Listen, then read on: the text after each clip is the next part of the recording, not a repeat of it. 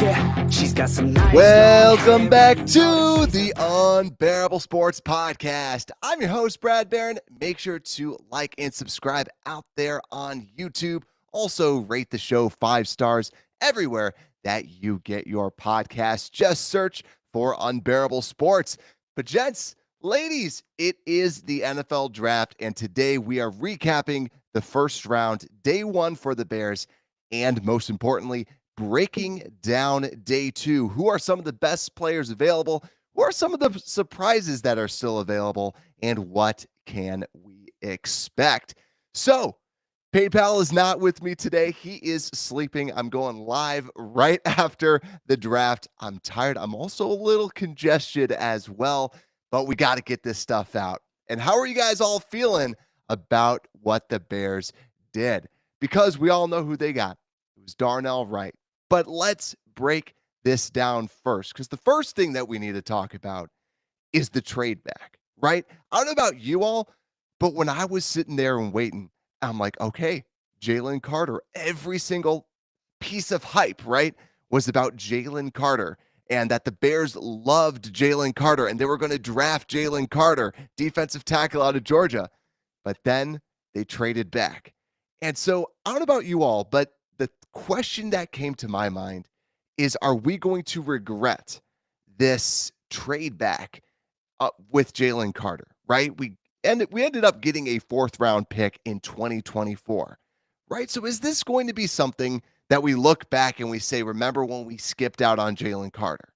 Or are we going to feel comfortable about it? My personal take on it is, okay, maybe the Bears didn't like Jalen Carter. Maybe this was all a smokescreen, right? Maybe the Bears were hyping it up like, yeah, we love him. We absolutely love him. Hey, Eagles, we're going to take Jalen Carter. Do you want him? Because maybe maybe that was the entire plan. Maybe that was the master plan. We'll never know. But ultimately, Bears get a 4th round pick next year, and they were able to go back 1 spot and select Darnell Wright. So overall, that's going to be up in the air. But let me know what you think about the trade back, at least. It was a little weird.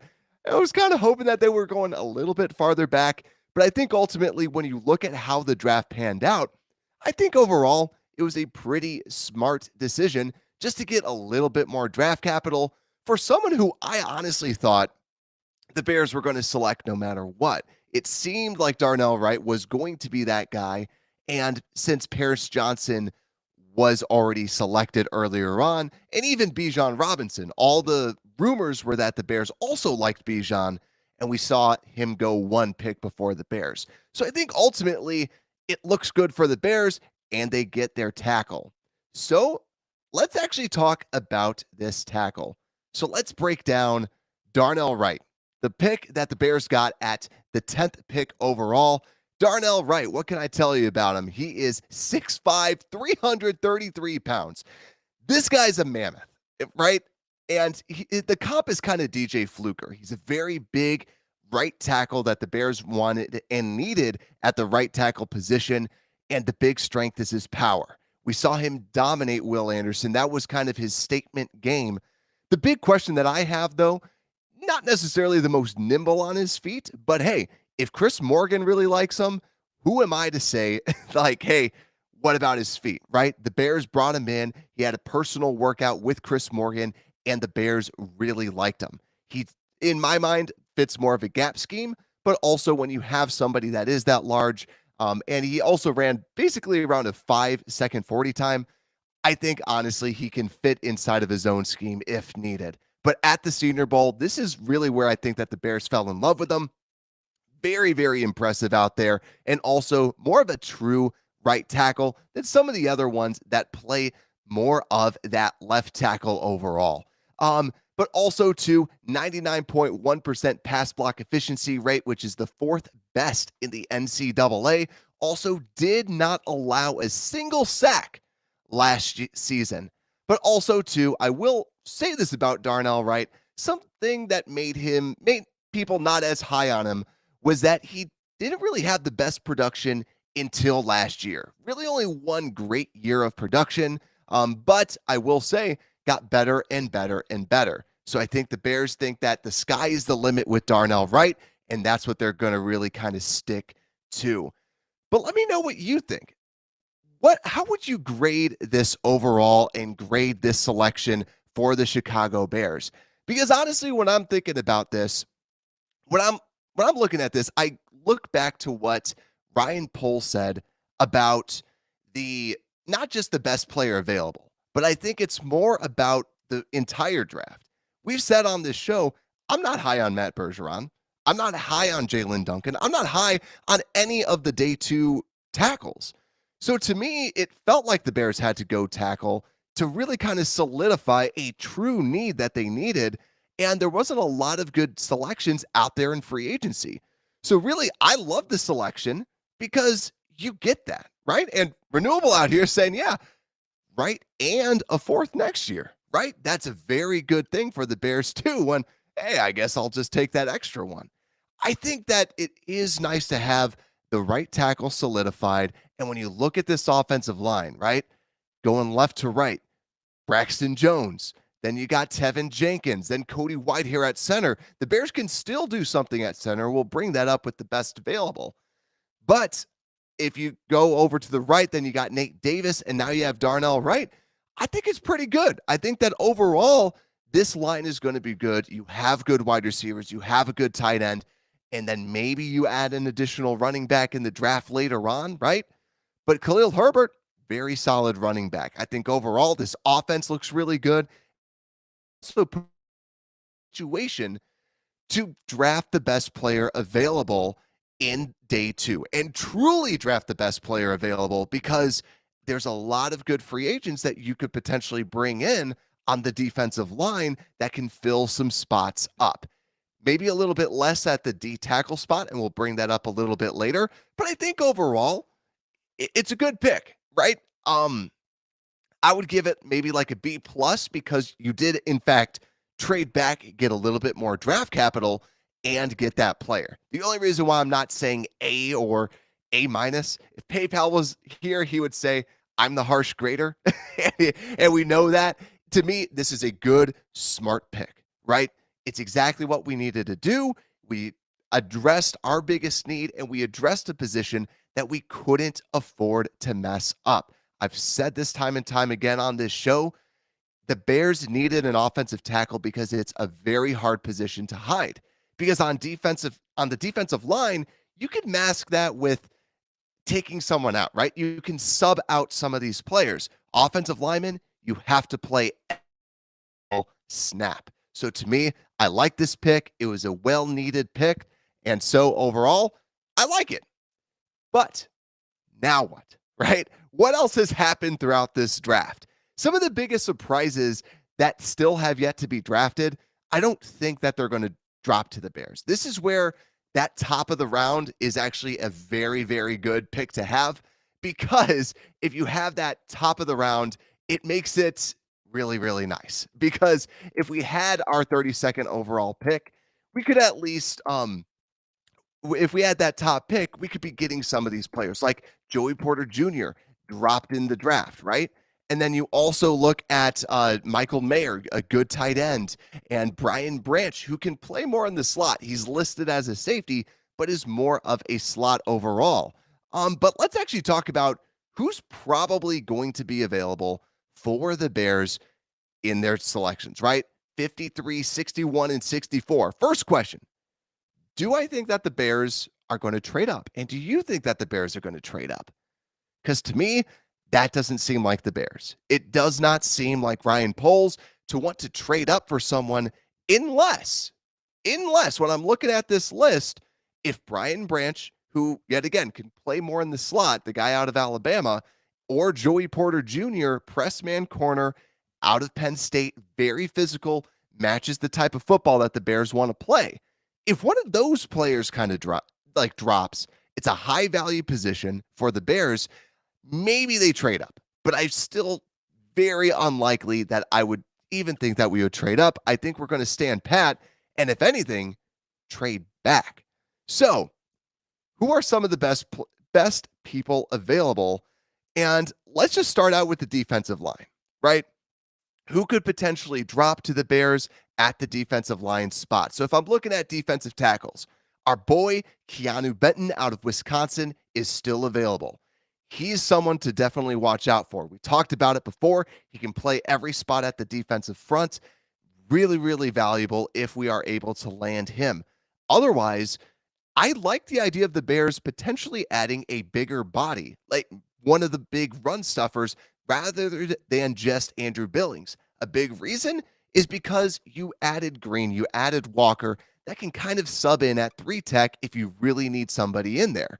So Siaki Ika or even a Byron Young might be a little bit later from an Alabama perspective that you could actually add in. But Siaki Ika is very interesting. Mozzie Smith just went. So unfortunately, you have a little bit less selections out there, but those are just a couple of them. Kobe Turner, maybe I can't really see him going early, but some other defensive interior players. Gervon Dexter. Turns out his name's not Gervin, but Gervon Dexter out of Florida. Remember him? He's more of a reminds me of a drill. Like he doesn't have an agenda. He just kind of runs forward and just kind of plows into him. But a very, very fierce defensive interior player. But also someone else that can kind of sub in. It'll be interesting to see where he eventually goes. But Adetomiwa Adebawore out of Northwestern. Also, Tuli Tuipulotu. He's both of them kind of tweeners that could potentially play on the inside if desired, right? Adebawore played 3 technique at the Senior Bowl, yet again out of Northwestern, and looked very good. Is he going to drop to the Bears? Because then maybe they look at him. I've said this on the show. I didn't necessarily love his tape on the edge, but yet again, I wasn't there at the Senior Bowl where people were saying he was turning heads at practice. So that's going to be definitely a player to look out for. But Tuipulotu could potentially drop to the Bears, and he's listed as a defensive end. We've said it before, kind of like a mixture of a 5 technique, might be able to be slated into the 3 technique. He's just a bigger defensive end, suited more for a 3-4 base D end, but still has some decent size, and a lot of people are decently up on him. But let's keep going through. And yeah, Renewable saying Ade, yep, he's out there. But let's actually look at some of these defensive ends, though, too. Like a true defensive end, like we said, Adebawore might not be that defensive end for us. But at the defensive end position, Keon White out of Georgia Tech. A lot of people love him, very physical. He's still waiting in the green room to be called. But Isaiah Foskey, we've mentioned him on the show, very fierce attacker at the point of attack that could drop to the Chicago Bears at pick 61, or if the Bears really like him, get him at pick number 53. Derek Hall is also someone to be on the lookout for out of Auburn. Good, quick get off. I'm not super high on him, but he is somebody that overall consensusly should be around the Bears pick 61 and pick 64 if they want to go with a defensive end. But looking at that, though, the next best, or probably one of the big ones to look out for, is B.J. Ojulari out of LSU. B.J. Ojulari more so projects to a 3-4 outside linebacker, not necessarily with his hand in the dirt, but it doesn't mean that he couldn't do that. And B.J. Ojulari was the leader of the LSU Tigers on the defensive end spot.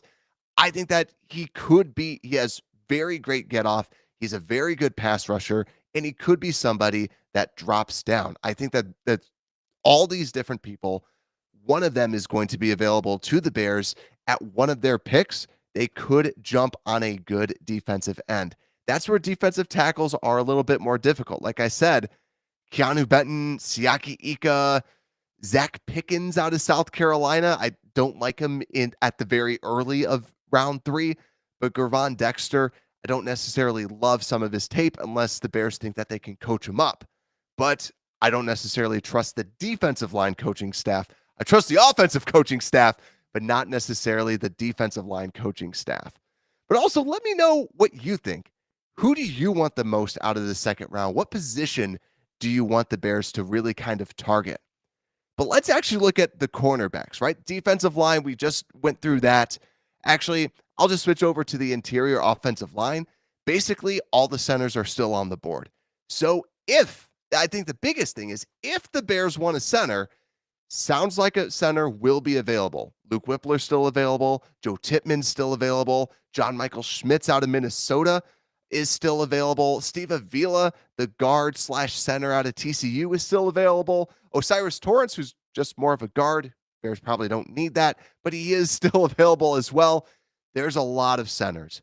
My personal take is honestly, I get this sense that the Bears would rather go after a center in the fourth, in the fifth, which they could. Even though that I really like these center prospects in the second and third round, you look down there, there's Juice Scruggs, right? There's the center out of Michigan as well.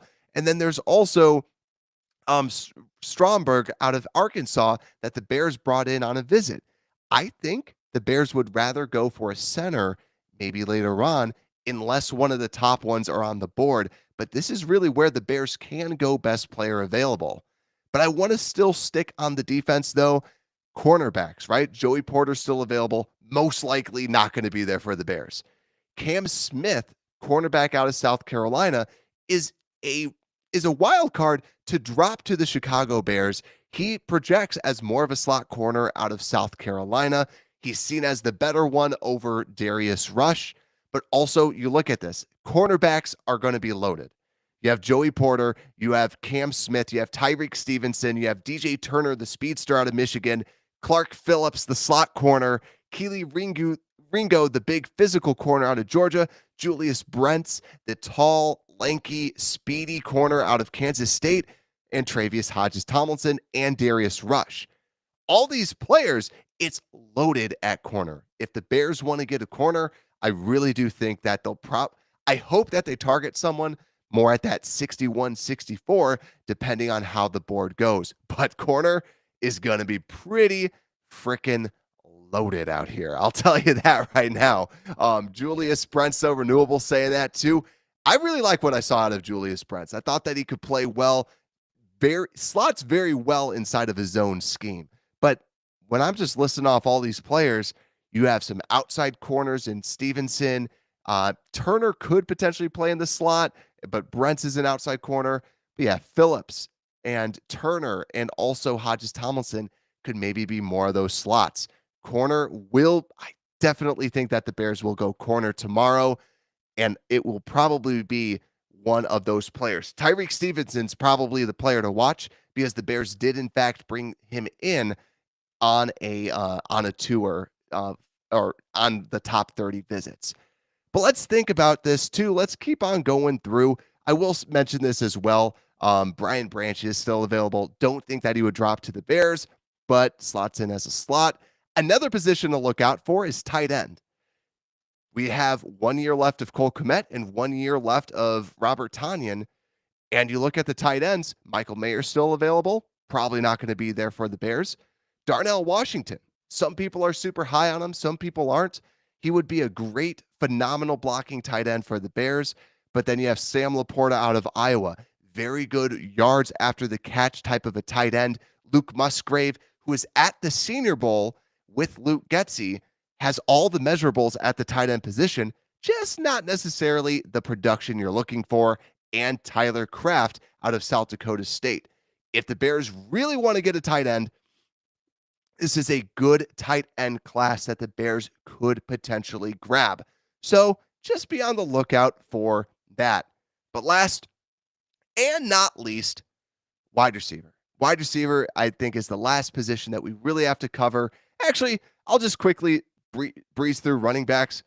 Zach Charbonnet. Zach Charbonnet should be the only running back we consider with a second-round pick. The Bears did also bring him in, the running back out of UCLA, for a visit. So I do think that he could be on their board pretty high. He is a do-it-all back, bruising type of a back. Reminds me a lot of A.J. Dillon when he was coming out. But wide receivers, don't sleep on this either. Yes, we have 3 starting wide receivers, but 2 of them have expiring contracts in Claypool and Mooney. But we might have some good players that are available to us. Josh Downs still on the board. Jalen Hyatt, the speedster out of Tennessee. Cedric Tillman, the tall one out of Tennessee, and more of the possession type receiver. Rashee Rice out of SMU was also at the Senior Bowl. Marvin Mims, known more for his quickness. Michael Wilson, we talked about. Jonathan Mingo and Tyler Scott both had visits with the Chicago Bears as well. Mingo out of Mississippi, more of a bigger body guy, like 6'1", plays tall, plays big. I really like his stuff. Seems to be a good sleeper that the Bears could get at pick 64. But Tyler Scott is just an absolute burner, absolute speedster at the wide receiver position. So if they want essentially like a Darnell Mooney replacement as a deep ball player, Tyler Scott could be that guy. He reminds me of a cheaper version of Jalen Hyatt. And honestly, I think he can do a little bit more than what Jalen Hyatt can. But that's about it. That's about it for some of the players that are going to be out there in the second and third rounds. But like I said, let me know what you think down in the comments. Who are some of your favorite players for the Bears to get? But with that, make sure to like, make sure to subscribe. And with that, Unbearable Sports Podcast, we're out.